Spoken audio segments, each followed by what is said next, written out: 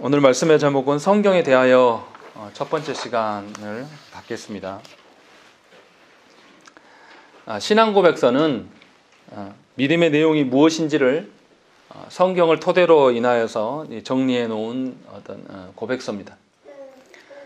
그래서 신앙고백서의 내용을 바르게 이해하는 것은 바로 바른 성경관을 갖는 것이고, 또 성경을 토대로 한 삶의 근간이 된다고 말할 수가 있습니다. 그러니까 신앙고백서를 읽는 목적은 성경을 바르게 이해하고 성경대로 살기 위함이라는 거죠.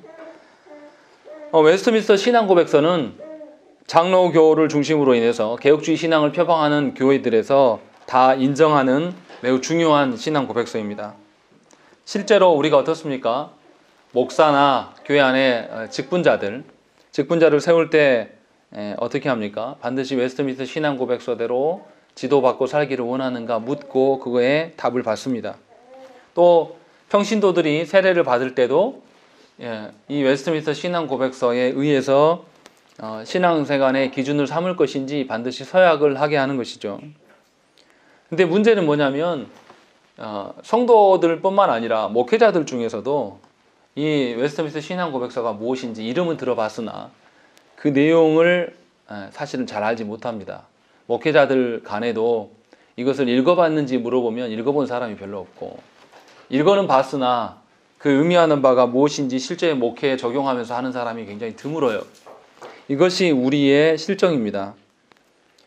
물론 신앙고백서의 내용들을 다 알아야지만 성도가 되고 다 알아야지만 목회할 수 있다는 그런 뜻은 아니에요. 그러나 우리가 분명히 신자 되어지고 교회가 자라가고 신자가 성장해 가려면 하나님이 말씀하시는 기준대로 자라가야 되거든요. 그것이 분명히 필요하기 때문에 교회가 자라간다는 것은 성경대로 자라가야 되고 성경대로의 기준들을 요약해 놓은 것이 신앙고백서이기 때문에 굉장히 중요한 문서일 수밖에 없다는 것입니다. 그래서 분명하게 모든 교회의 회원들이 어떤 기준으로 살아가냐면 성경대로의 기준이고 그 성경대로의 기준을 간추려 놓은 것이 신앙고백서로, 웨스트민스터 신앙고백서로 우리에게 남겨져 있습니다. 그러니까 교회의 질서와 교회의 성도들이 살아가는 모든 근간의 기준들을 이미 세워놨어요. 없는 게 아닙니다. 근데 우리는 오해해서 어떻습니까? 이걸 모르니까 목사가 말하는 대로, 목사가 해석하는 대로라고 생각하는 경우가 굉장히 많아요. 그래서 설교를 해보면요, 그런 질문을 받은 적이 있습니다.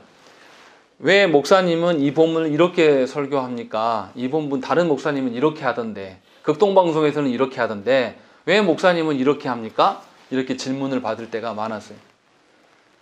근데 이건 제 마음대로 하는 게 아니거든요.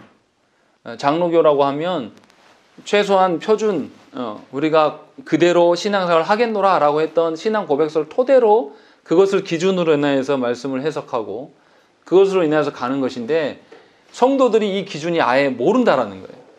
그러니까 목사가 감리교에 속한 목사인지 장로교에 속한 목사인지를 구분 없이 설교를 아무렇게나 받아요.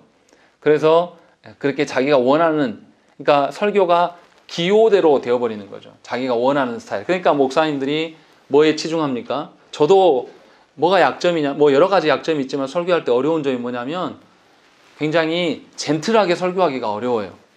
제 설교 스타일이 사투리도 없고 뭔가 성도들이 들을 만한 어감이 중요하고 이런 게 사실 중요한 건 아니거든요. 그런데도 우리 시대의 성도들은 이것을 요구합니다. 내용이 엉뚱한 소리를 해도요, 굉장히 댄디하고 젠틀하게 이렇게 하시는 목사님들은 인기가 많아요. 그리고 그것이 진리인 양 착각을 합니다. 그런데 분명하게 그러한 기준이 아니라는 거죠. 장로교 목사라면 최소한 웨스트민스터 신앙고백서대로 하려고, 그렇게 목회하고 성도들 목양하려고 하는 의지가 있어야 되고, 설교도 반드시 이것에 기준으로 삼아야 돼요. 그러니까 우리가 말하는 통합 측, 뭐 합동 측, 고신 측, 뭐 무슨 측, 이거 별로 중요하지 않아요. 장로교 목사라면 누구나 다 알아야 될 것이고 누구나 이 기준대로 말해야 된다는 것입니다. 그런데 그렇게 하지 않는 거예요. 이게 무슨 말이냐면, 장로 교도들이 이거 웨스트민스터 신앙고백서를 만들 때 우리 교회고 이 성도된 우리들은 우리 마음대로가 아니라 그리스도의 통치를 받는 자로 존재하기를 원한다. 그래서 그리스도의 통치 기준이 뭐냐? 성경을 살펴보고 정리해보니 이러한 기준들이 있구나라고 해서 정해놓은 것이 웨스트민스터 신앙고백서예요. 그러니까 우리가 신앙생활하는 것은 그리스도의 통치를 받는 것이고 그리스도의 통치를 잘 받기 위하여서 웨스트민스터 신앙고백서를 아는 것은 당연한 거예요. 우리나라가 민주공화국이지 않습니까? 그러면 민주공화국의 원리가 모든 권력이 어디서부터 나오냐? 국민으로부터 나오고 이런 절차들을 알아야지, 이건 어떤 헌법의 정신을 알아야지 그 정신대로 취지대로 맞게 하고 있는 정치인들인가 확인할 수 있어요. 그런데 백성들이 이걸 모르니까 이거는 누가 봐도 떼쓰는 거고 누가 봐도 말도 안 되는 짓을 하고 있는데도 그런 정치인들이 버젓이 하고 있습니다. 계속 당선되는 것이고, 이게 뭐냐면 정치 따로 국가의 그 이념 따로 가는 거예요. 똑같은 거예요. 신앙생활도 분명하게 그리스도의 통치를 받기 위하여서 우리가 신앙생활을 하는 것이지, 그리스도의 통치를 떠나 있는 그 기준에 바르지 않은 교회됨은 교회가 사실은 아닌 것이죠. 이러한 기준들이 장로교 안에는 이미 수백 년 전에 만들어져 있는 문서가 있고 그것을 우리가 다 고백을 했습니다. 그래서 웨스트민스터 신앙고백서를 토대로 교회됨과 성도됨을 확인하는 것이 매우 중요해요. 그렇지 않으면 예수 그리스도의 통치를 받는 것이 아니라 내 마음대로의 신앙생활을 하는 거예요. 그러니까 내 처지가 어떻고 내 상황이 어떠면 그 상황 따라서 내 신앙의 태도가, 내 신앙의 어떤 정도들이 계속 바뀌는 거죠. 이런 식으로 신앙생활을 하는 분들이 정말 죄송하지만 차고 넘쳐요. 그래서 성도들이 뭐냐면 하나님 앞에서 한결같이 이렇게 나아가는 것이 아니라 요동하는 구조가 되는 거죠. 이랬다가 저랬다가 이런 구조로 되는 것을 이제 발견할 수가 있습니다. 그래서 이제 오늘부터 웨스트민스터 신앙고백서를 해 나가는데, 웨스트민스터 신앙고백서는 그래서 굉장히 중요한 것이고 여러분들이 신자다울 수 있는 어떤 기준이라고 볼 수가 있습니다. 그래서 그런 부분들에 대해서 좀 관심을 갖고 말씀을 들으셨으면 좋겠습니다.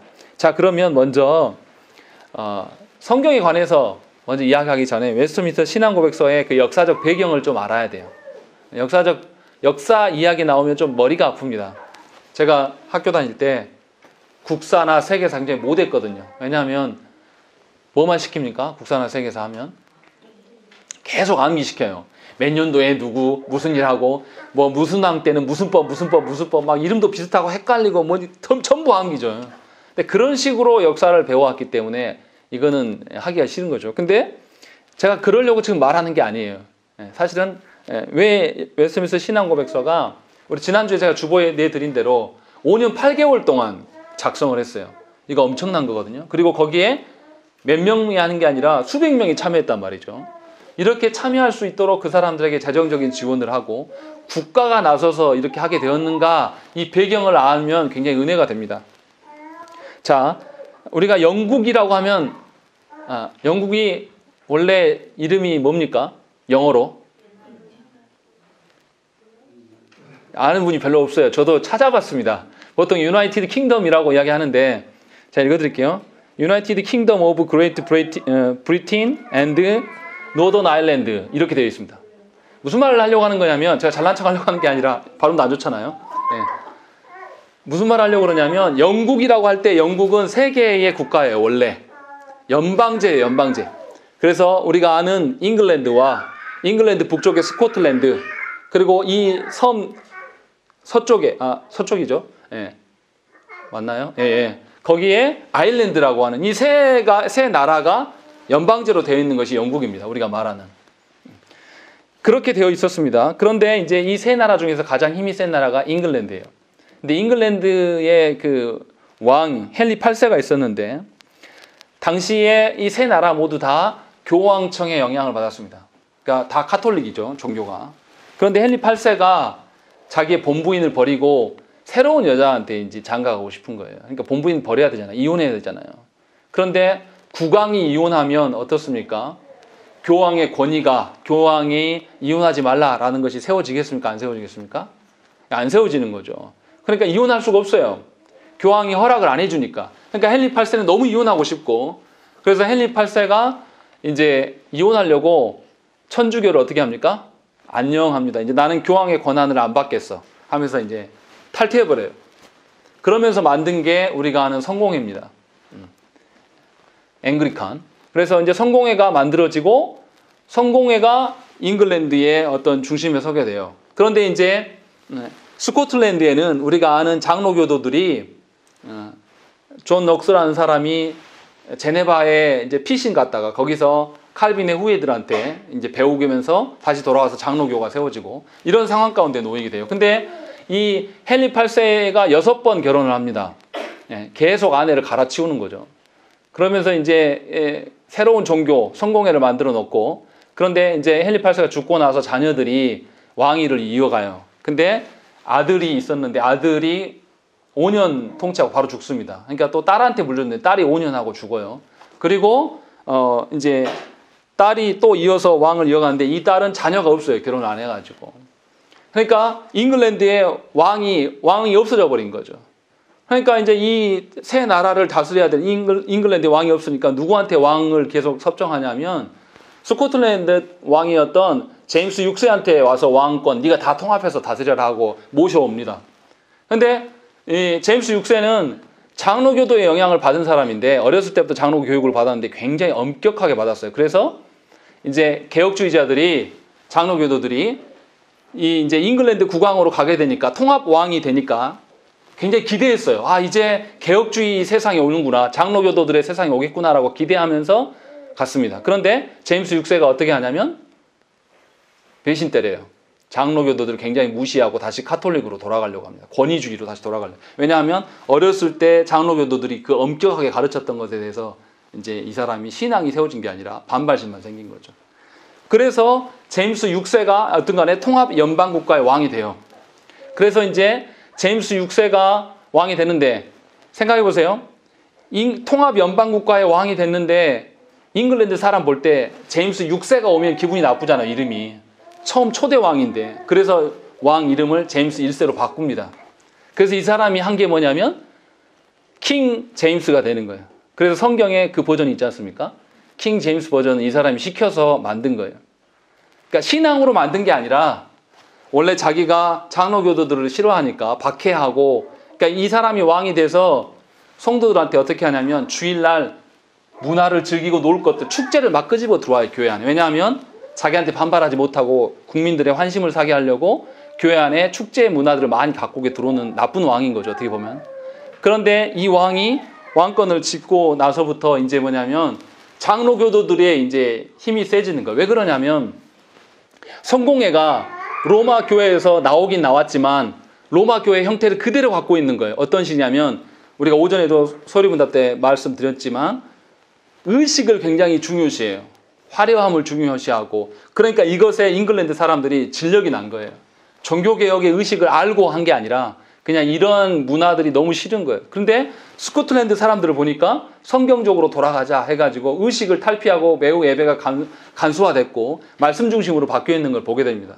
그래서 이제 이 사람들이 왕한테 요구해요. 예배의 방식이나 신앙생활의 어떤 것들에 대해서 국가에서 정리해주라. 그리고 제가 설명을 다 할 수 없는데 그 와중 중에 막 전쟁이 일어납니다. 서로 막 쳐들어가고 우리가 아는 크로멜이 다시 공화정을 확립하고 막 이런 과정을 통해서 영국 의회가 하원과 상원 의회가 이제 결정을 해요. 교회가 이 잉글랜드나 스코틀랜드가 다 통합된 교회의 질서를 세우자라고 해서 우리가 이것을 의원회에서 왕에게 요청해서 왕이 허락해 줍니다. 그렇게 해서 생겨난 것이 뭐냐면 웨스트민스터 신앙 고백서가 만들어진 거예요. 그러니까 종교 개혁자들이 나서서 만든 것이 아니라 하나님께서 그런 상황을 만들고 그 와중 중에서 정치인들을 통해서 신앙 고백서가 만들어질 수 있는 토대를 만드셔서 이것이 만들어진 거예요. 그래서 5년 8개월 동안 작성되는 기간 동안에 엄청난 재정이 국가의 재정이 거기에 투입됩니다. 그리고 거기에 우리가 지난주에 말씀드린 대로 어떻습니까? 그 웨스트민스터 상원에서 이들이 모여서 회의를 하는데 누구누구 참석을 하냐면 상원 의원 10명, 하원 의원 20명, 또 잉글랜드 성직자들 121명, 또 스코틀랜드 장로교단의 그 대표들 이렇게 다 참석을 해서 이들이 회의만 할 수 있도록 그렇게 재정을 투여하고 그것에만 집중할 수 있게 나라에서 지원해주는 형태가 되는 것입니다. 그리고 그것이 제정된 뒤로부터 어떻게 합니까? 그 규칙대로 교회를 세워져 나가는 그런 토대가 마련된 거예요. 그러니까 종교개혁자들이 어떤 의지를 갖고 종교개혁을 일으키고 하나님 원하시는 교회 되게 하신 것이 아니라 순전히 하나님이 하신 거예요. 이 토대가 마련될 수 있는, 제임스 왕이 되면서 왕권을 확실히 지지 못하고 의회의 힘이 세지고 이렇게 만들 수 있는 구조가 헨리 8세 때부터 시작된 거죠. 그러니까 이 개혁을 꿈꾸는 교회의 어떠함을 이뤄가는 것을 살펴보면 헨리 8세가 어떤 식으로 한 겁니까? 이혼하려고 새로운 종교를 만들어내고 그 종교가 하자 있는 종교가 되면서 결국은 개혁주의적인 신앙 고백서가 필요할 수밖에 없는 어떤 기준들이 필요한 나라의 그런 환경들을 하나님께서 만드신 거예요. 분명히 출발은 굉장히 괘씸한 방식이었지만 하나님 앞에 불온한 방식이었지만 놀라운 것은 뭐냐면 하나님께서도 그 가운데서도 계속 개혁적인 사건들을 일으키시고 그것을 유지해 가셨다는 것입니다. 이것이 웨스트민스터 신앙 고백서가 작성되는 역사적인 그 공부를 하면 그게 정말 은혜가 됩니다. 이 힘의 논리로 인해서 왕정파가 득세했다가 또 의회파가 득세했다가 전쟁이 일어나고 다시 뒤집혔다가 이 과정이 계속 엎치락뒤치락해요. 그런데 결정적으로는 하나님께서 바꾸시고 이렇게 회의할 수 있는 것들을 만들어줍니다. 그리고 회의할 때 아까 제가 숫자 불러드린 것처럼 잉글랜드 성직자들은 성공회가 훨씬 많아요. 국교도들이 훨씬 많아요. 개혁주의적인 사람들이 아니라. 이 사람들이 많이 참석했는데도 불구하고 스코틀랜드의 장로교파들 대표들이 성경적인 해박함과 어떤 근거들을 대면서 이것을 다 개정해 갑니다. 그래서 처음에 만들렸던 그 의도대로가 아니라 하나님이 보시기엔 성경적인 기준으로 이제 바뀌어져 가는, 그래서 이것을 이제 교회의 공식 문서로 채택을 하게 됩니다. 이게 굉장히 의미가 있는 거예요. 이게 사람의 의도대로가 아니라 사람이 생각지 못한 방식대로 하나님께서 이루셨고 그것이 교회의 유산으로 남겨진 것입니다. 그렇기 때문에 우리가 말씀대로 우리가 아주 소수지만 우리가 아주 이 한국 교회나 한국 사회에서 우리가 굉장히 연약한, 또 우리 시대에 어떻습니까? 기독교인들이 기독교인답지 살지 못해서 얼마나 지탄을 받습니까? 그러나 그렇게 받아도 아주 소수의 곳에서 하나님의 말씀을 꽃피우고 살아가면 하나님께서는 그들을 통하여서 개혁을 이루시는 것들을 역사적으로 늘 보이셨습니다. 그러한 것들이 우리 안에 와 있다는 거예요. 그러니까 얼마나 하나님께서 우리를 사랑하셔서 17세기에 만들어진 것인데 지금 우리가 지금까지 쓰고 있잖아요. 그것을 인정하고 이런 것이 얼마나 하나님의 은혜인가를 여러분들이 아셔야 돼요. 그냥 어떤 사람의 누군가의 작품이 아니라 하나님께서 주권적으로 이끄셔서 우리 가운데 이것이 주어졌다. 그러면 하나님의 의도나 하나님의 뜻이 훨씬 더 많이 포함되어 있고 풍성할 수밖에 없다는 것을 우리가 유추할 수가 있는 것이죠.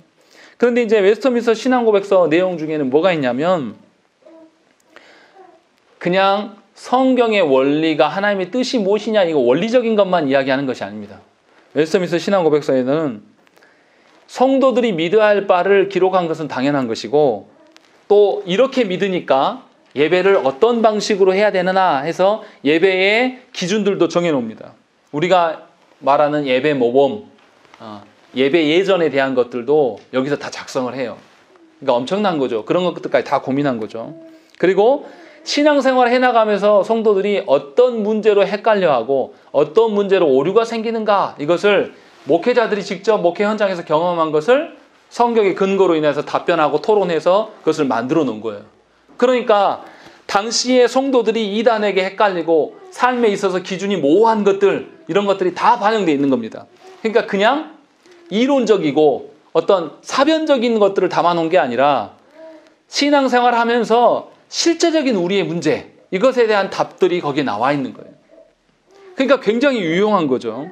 그러니까 이 웨스트민스터 신앙고백서는 굉장히 실제적인 것이고 그것이 우리의 삶에 직결되는 문제라는 것을 우리가 분명히 알아야 된다는 거죠. 그러니까 신앙생활을 해나가면서 우리 어떻습니까? 뭐 해나갈 때 우리 항상 교회가 뭐를 재정해 나갈 때 어떤 식으로 우리는 합니까 주로? 우리 교회가 만약에 재정에 대한 부분들을 한 번도 회의를 안 했는데 회의하고 싶다. 그럼 우리 항상 하는 말이 뭡니까? 우리 해본 적이 없으니까 어떤 기준이 필요해요. 그러니까 어떻게 합니까? 남의 교회치 가져와요. 왜 그 교회가 이런 상황에서 이렇게 했는가를 모르는 채로 그냥 형식만 빌려오는 거죠. 그러면 뭐만 남겠습니까? 왜 그렇게 그런 절차대로 이렇게 재정을 쓰는지를 모르면서 기계적인 그런 것들만 남게 돼요. 그러면 뭐 원리를 모르니까, 의미를 모르니까 뭐만 남는 거죠? 율법적으로 바뀌는 거예요. 이걸 지켜야 된다, 말아야 된다. 이것만 남는 거예요. 우리가 부모들이 자녀를 신앙으로 양육할 때도 그러지 않습니까? 인격적인 하나님을 만난다라고 늘 우리는 말하지만 실제로 인격적으로 자녀들에게 그 하나님을 소개하지는 않아요. 기계적으로, 의무적으로, 율법적으로 하는 경우가. 왜 그렇습니까? 부모가 하나님을 인격적으로 만나지 못했기 때문에 그렇게 나오는 거예요. 그런데 이런 것들을, 이러한 고민들을 반영해 준 거예요. 그러니까 분명히 하나님에 대해서 논의하는 것이 아니라 하나님의 뜻을 순응하기 위하여서 이것들을 한 거예요. 연구하고 이론적인 것을 한 게 아니라, 우리가 하나님을 연구하는 그런 방식이 아니라 하나님이 우리 삶에 어떻게 직접적으로 역사하시고 어떻게 반응하시기 때문에 우리는 어떻게 반응해야 되는가, 아주 실제적인 이야기들이 거기에 다 들어가 있다는 거죠. 그러니까 웨스트민스터 신앙고백서를 배워가면 우리 안에 어떤 게 있냐면, 하나님의 뜻대로 살고자 하는 그런 방향성과 또 하나님의 뜻대로 살아가는 것이 무엇인지를 알 수 있게 됩니다. 실제적인 신앙생활이 무엇인지를. 그래서 장로교 목사들이 외민하는 거예요. 웨스트민스터 신앙고백서대로 목양하고 그 가르치고 살면 된다. 그러니까 장로교 목사라면 새로운 성경 교재가 필요 없어요. 자기가 개발할 필요가 없습니다. 이미 만들어 놓은 신앙고백서가 굉장히 실제적이고 목양적이란 말이죠. 목회적이란 말이죠. 이것을 통해서 우리가 이제 배워갈 수가 있다는 것이죠. 그래서 이제 우리가 잘 아는 것처럼 어떻게 되어 있습니까? 소율이 문답이 어떤 구성으로, 크게 두 구성으로 되어 있죠. 1문부터 38문까지는 하나님이 누구신가, 하나님이 누구시고 하나님이 우리를 위해서 어떤 일을 하셨는가를 설명해 주고, 39문부터 마지막 107문까지는 그 하나님 앞에서 우리가 어떻게 살아갈 것인가, 이 완전히 실제적인 이야기를 하고 있는 거죠. 하나님이 누군지를 알아야지 그 앞에 살아갈 거 아닙니까? 그래서 이 두 가지를 설명을 해줘요. 이런 방식으로 소율이 문답이 작성됐어요. 그러니까 웨스트민스터 신앙고백서는 3개로 구성되어 있죠. 웨스트민스터 신앙고백서, 대율이 문답, 소율이 문답. 대율이 문답은 목회자들의 설교의 주안점이 무엇인가를 설명하려고 목사나 장로들에게만 가르치기 위한 목적으로 작성을 했어요. 그런데 이것을 작성하고 보니까 어린이들이나 신앙생활에 이제 막 시작하신 분들이 잘 모른다면, 그래서 소율이 문답을 다시 작성하게 됩니다. 그렇게 굉장히 친절하게 해놓은 거죠. 그리고 이 웨스트민스터 신앙고백서는 이것에 대한 원리적인 측면을 다 설명해주고 있는 거죠. 그래서 우리가 이제 이것을 보게 되는 겁니다. 그러니까 웨스트민스터 신앙고백서를 보면 우리가 뭘 보냐면, 사변적이고 어려운 이야기를 하려고 하는 게 아니에요. 굉장히 실제적인 우리 삶에서 고민되는 문제들, 이런 것들에 대한 답이 거기에 있다는 것이죠. 그러니까 정리하면 성도들이 어떻게 기도하고 어떻게 헌금하고 어떻게 예배하고, 성도들이 살아갈 때는 서로를 어떻게 대하고, 또 청년들이 배우자를 어떻게 구하고, 이런 모든 것들이 거기에 들어있어요. 근데 그걸 안 봐요. 놀라운 것은. 우리 뭐 봅니까? 한때 유행했잖아요. 가정사역 하면은 어느 목사님. 모르세요? 예전에 가정사역으로 유명하신 목사님 있었잖아요. 제가 성함 생각 안 나는데. 그런 분. 또 뭐 교회 안에 재정 문제 하면 우리 어떻습니까? 왕의 재정 막 이런 거 달려가서, 이거 성경적이지도 않은데 유명해지면 가서 다 보는. 또 교회 안에 부흥하기 위해서는 어떻게 해요? 전도 잘하는 법 해가지고 그런 거 쫓아다니는, 하나도 성경적이지 않고 이미 우리 신앙 선배들이 굉장히 고민해내고 성도들의 실질적인 문제들을 반영한 것들이 우리에게 유산으로 남겨져 있었는데 이것을 안 봤다라는 거예요. 보지도 않고 연구하지도 모르고. 그래서 뭐냐면 중직자들에게 물어보면요, 모릅니다. 웨스트민스터 신앙고백서하고 대율이 문답하고 소율이 문답하고 이렇게 이야기하면요, 다 따로따로인 줄 알아요. 구조도 몰라요. 어떻게 성도됨을 이야기할 수 있겠습니까? 근데 중요한 거는 목사들도 모른다는 거예요. 이게 심각한 우리의 상황입니다. 그렇기 때문에 우리가 더 배워야 되는 것이에요. 자, 그래서 오늘 이제 우리가 읽지 않았는데, 그 웨스트민스터 신앙고백서가 데어리문답, 소요문답 빼고요. 웨스트민스터 신앙고백서가 어떻게 이제 구조가 되어 있냐면 33개 장으로 되어 있습니다. 근데 오늘 보시면 오늘은 제1장 성경에 관하여라고 되어 있습니다. 33개 장으로 되어 있는데 각 장마다 항이 있어요. 뭐 많게는 10개, 적은 항은 1개 정도. 막 이렇게 있어서 다 해서 170개 정도 항으로 구성되어 있습니다. 우리가 그러니까 그것을 배워가면 되는 거예요. 그러니까 오늘은 제1장 성경에 관하여 1항만 할 거예요. 2항, 3항 또 계속 있는데 1항에 대해서만 오늘 이야기를 하려고 합니다. 근데 1항에서는 무슨 이야기를 하냐면 성경이 왜 필요한가? 하나님께서 왜 계시하시는가? 그 계시하시는 방편이 무엇인가를 설명해 줍니다. 그래서 1항에서 주로 다루는 것은 일반 계시가 뭐고 일반 계시의 한계는 또 무엇이며 일반 계시의 한계가 있기 때문에 특별 계시가 반드시 필요하고 특별 계시는 도대체 무엇이고 우리에게 어떻게 남겨져 있는가 이것에 대한 이야기를 하려고 해요. 다 여러분들이 아는 거를 이제 정리하는 것 정도입니다. 자, 먼저 우리가 이제 봐야 될 게 우리 오늘 읽은 본문 말씀 20절 말씀 우리 한번 읽어 보시죠. 20절 읽겠습니다. 시작.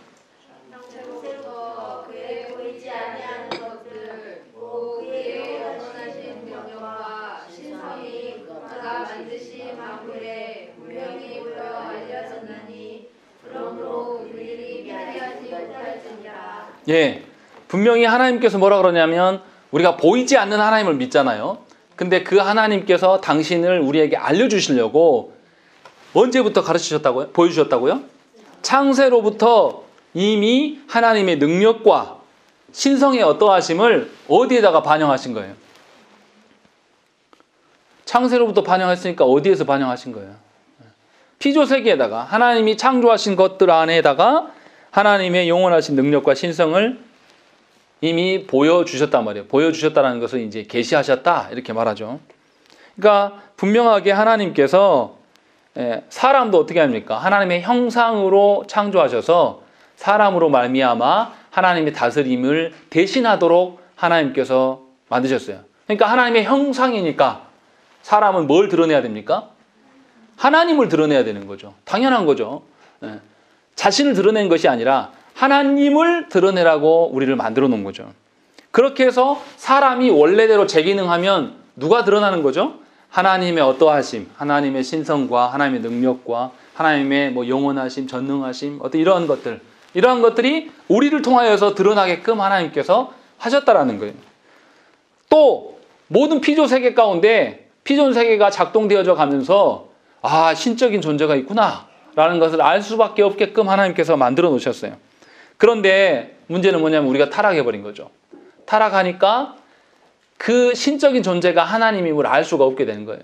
그러나 모든 사람들에게 어떻습니까? 자연물을 바라보면서 신을 찾게 만들어 놓으신 거예요.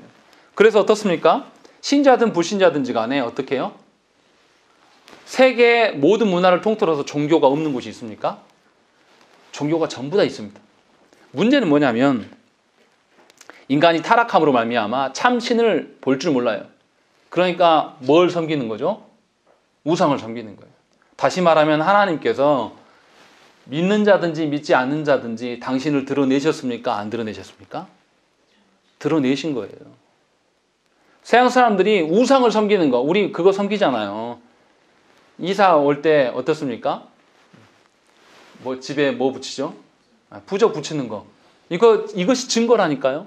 하나님이 모든 창조물 가운데 하나님 되심을 드러내셨는데 우리가 타락함으로 말미암아 하나님을 모르니까 뭔가 신을 찾고는 싶은데 하나님 모르니까 엉뚱한 것을 섬기는 구조가 된 거예요. 이것이 하나님이 자연 만물을 통해서 자신을 드러내시는 증거예요. 그렇기 때문에 신자든 불신자든지 간에 하나님이 자신을 보여주셨다라고 말하는 것에서 우리가 부인할 수 있냐 이 말이에요.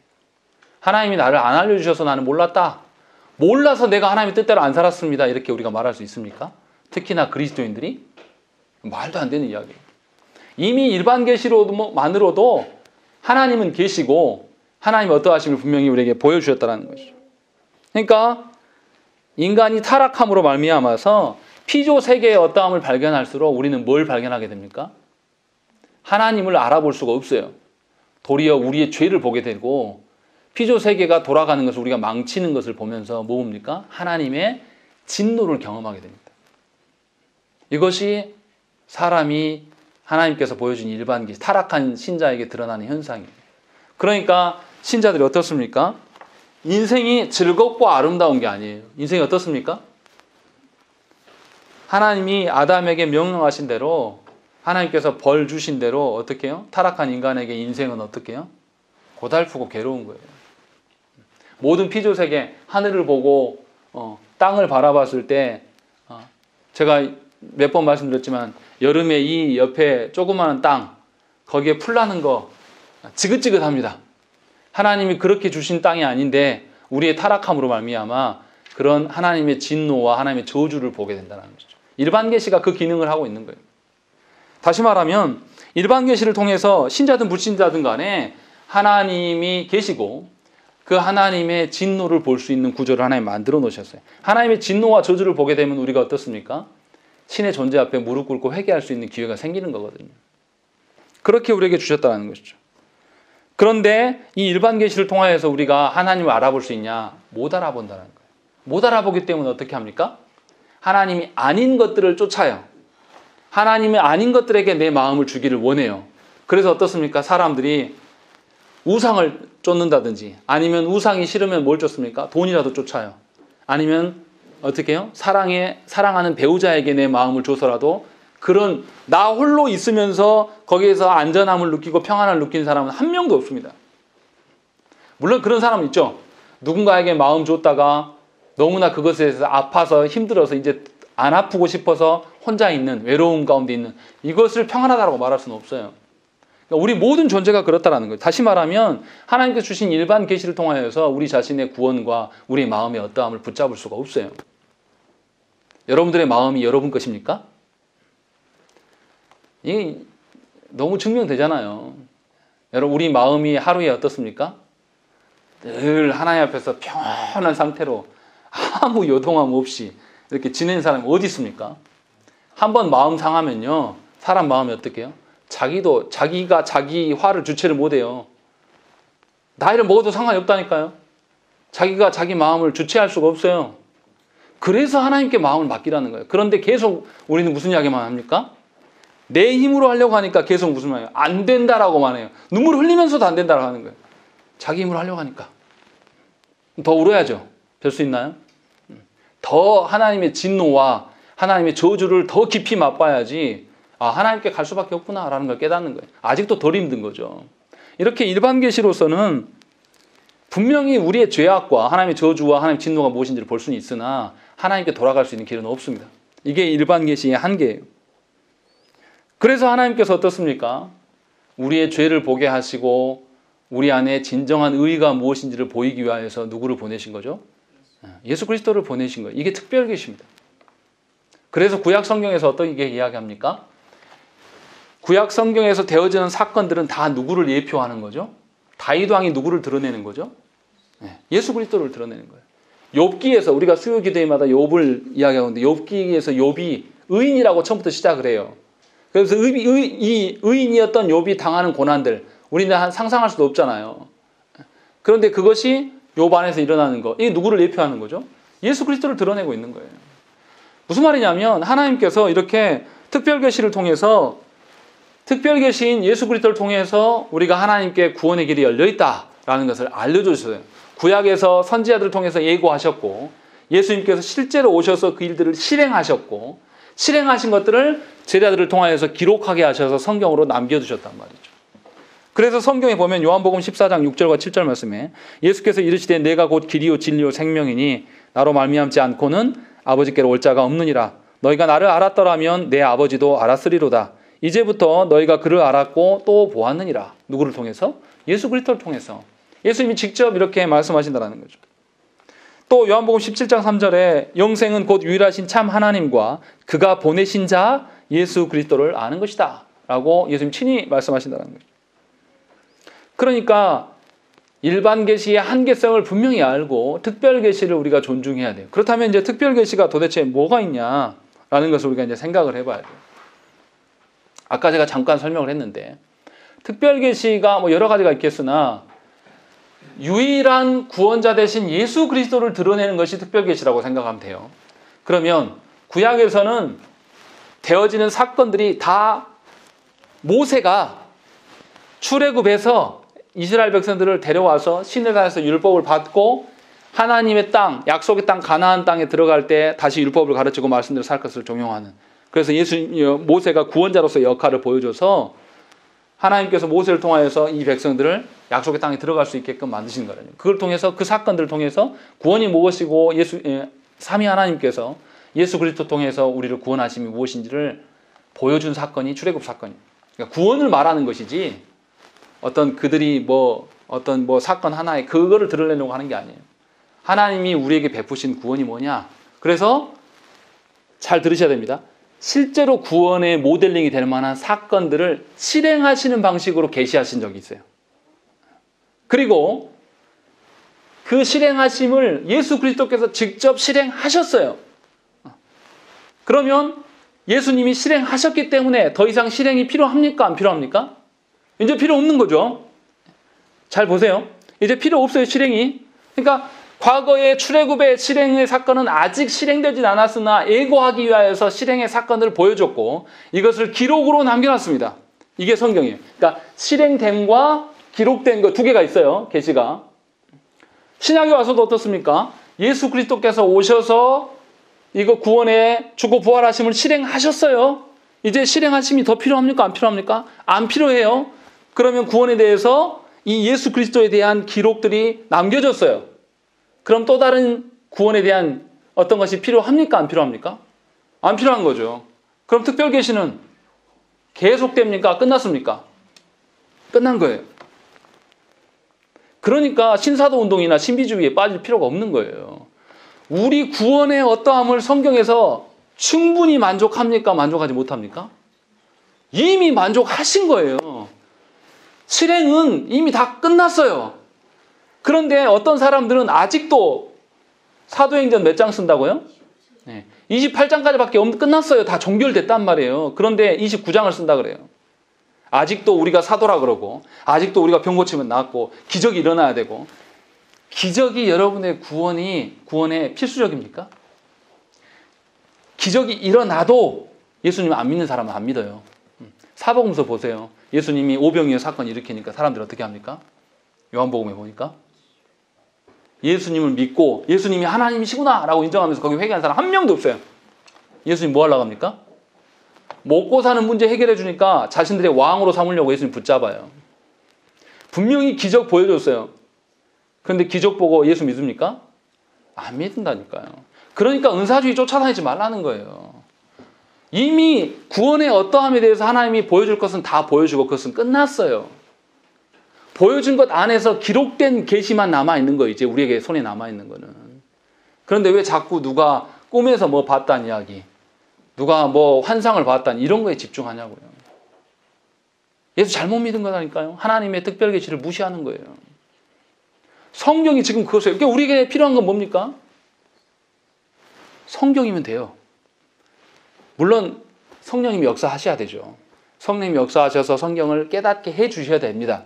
이것이 더 필요한 거예요, 우리에게는. 어떤 특별한 기적이 일어나고 특별한 어떤 환상을 보고 우리 안에 놀랍도록 뭐 은사주의들 그런 이야기 하잖아요. 어떤 자매가 열심히 기도하였더니 고3 때까지 공부 더럽게 못하다가 갑자기 어느 날 기도받아가지고 어떻게 된다고요? 영어가 되고 스페인어가 되고 뭐 중국어가 됐다. 되면 뭐 할 겁니까? 영어 한다고 해서 갑자기 영어가 터지고 뭐 터진다고 해서 그 사람이 구원과 관련된 겁니까? 그게? 아니라는 거죠.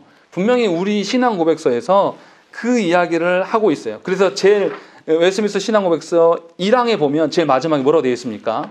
그러나 하나님이 자신의 뜻을 자신의 백성들에게 계시하는 이전의 방법들은 이제 중지되었다. 이제 남은 것은 뭐다? 말씀뿐이다. 라는 것을 우리에게 이야기를 하고 있는 겁니다. 그래서 오전에 소리문답 시간에 말씀이 쓰여진 말씀이 있고 이렇게 선포되는 들려지는 말씀이 있다고 했지 않습니까? 그래서 말씀이 중요할 수밖에 없는 거예요. 신앙생활 해나가면서 왜 사람들이 말씀 하는지를 우리가 알고 그 말씀 앞에 순응하려고 애를 써야 돼요. 말씀 붙들지 않으면 신자가 아니라니까요. 말씀에서 예수 그리스도를 드러내요. 그러니까 성경을 볼 때 뭘 보려고 하는 거겠죠? 하나님이 구원을 어떻게 베푸시는가? 예수 그리스도를 통해서 베푸시고 성령 하나님이 일하심으로 말미암아 말씀을 깨닫게 하시구나.